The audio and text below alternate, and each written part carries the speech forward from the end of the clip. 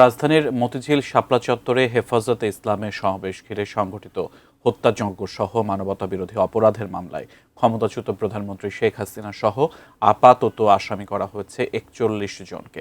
খসড়া তদন্ত প্রতিবেদন পর্যালোচনার পর আগামী ২১ জুলাই আনুষ্ঠানিক অভিযোগ আন্তর্জাতিক অপরাধ ট্রাইব্যুনালে দাখিল করা হবে বলে জানিয়েছেন আন্তর্জাতিক অপরাধ ট্রাইব্যুনালের চিফ প্রসিকিউটর। বিস্তারিত জানাচ্ছেন জাবেদ আক্তার। ১৩ বছর আগে ২০১৩ সালের ৫ মে রাজধানীর মতিঝিলের শাপলা চত্বরে সমাবেশ করে হেফাজতে ইসলাম। ১৩ দফা দাবিতে ওই সমাবেশে দিনভর উত্তেজনা ও সহিংসতার পর গভীর রাতে পুলিশ, র্যাব ও বিজিবি যৌথ অভিযান চালায়। তখন সরেজমিন তদন্ত প্রতিবেদনে অন্তত ৬১ জন নিহতের তথ্য জানিয়েছিল মানবাধিকার সংগঠন অধিকার। কিন্তু হেফাজত বরাবরই এই সংখ্যা আরও বেশি বলে দাবি করে আসছে।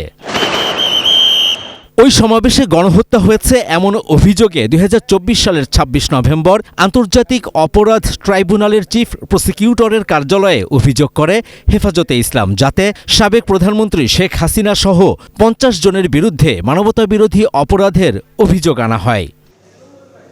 অভিযোগ পেয়ে ১ বছর ৭ মাসে শাপলা চত্বর হত্যাকাণ্ডের তদন্ত শেষ করে গত সপ্তাহে খসড়া প্রতিবেদন প্রসিকিউশনের কাছে জমা দেয় ট্রাইব্যুনালের তদন্ত সংস্থা। প্রসিকিউশনের আমন্ত্রণে রোববার সকালে হেফাজতে ইসলামের একটি প্রতিনিধি দল আন্তর্জাতিক অপরাধ ট্রাইব্যুনালের চিফ প্রসিকিউটরের কার্যালয়ে আসে।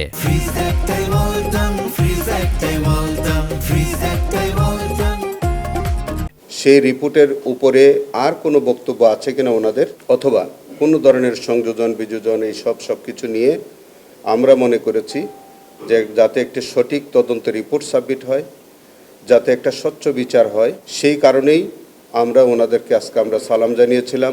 আমরা একটু পর্যালোচনা করে আমরা এই ২-১ দিনের মধ্যেই আমাদের কারেকশনের কথাগুলো আমরা ওনাদেরকে বলবো। প্রসিকিউশন এ পর্যন্ত নিহত ৬১ জনের তালিকা পেয়েছে, তবে শনাক্ত করতে পেরেছে ৫৮ জনের পরিচয়। বাকিদের আমরা আইডেন্টিফিকেশনটা আমরা সম্ভব হয়নি, যেহেতু রাষ্ট্রীয়ভাবে এটাকে তৎকালীন সময়ে এই শাপলার শহীদদের গুম করার একটা অপচেষ্টা হয়েছে, যেখানে অনেক মিসিং আছে, যে একেবারে ডেড বডি মিসিং, কাজেই সেই তথ্যগুলো এখানে কোনোভাবেই আনার কোনো সুযোগ নাই। চিফ প্রসিকিউটর জানান, মামলার প্রধান আসামি ক্ষমতাচ্যুত প্রধানমন্ত্রী শেখ হাসিনা। এছাড়া তখনকার আইজিপি হাসান মাহমুদ খন্দকার, বিজিবির মহাপরিচালক অবসরপ্রাপ্ত মেজর জেনারেল আজিজ আহমেদ এবং পুলিশের কয়েকজন সাবেক কর্মকর্তাকেও এই মামলার আসামি করা হয়েছে। খসড়া রিপোর্টটি আমরা পর্যালোচনা করে দেখছি, পূর্ণাঙ্গ রিপোর্ট আসবে, এখানে আমি বাদী হয়ে একটা ফর্মাল চার্জ দাখিল করব এবং স্বাভাবিকভাবে বিচার প্রক্রিয়া শুরু হবে।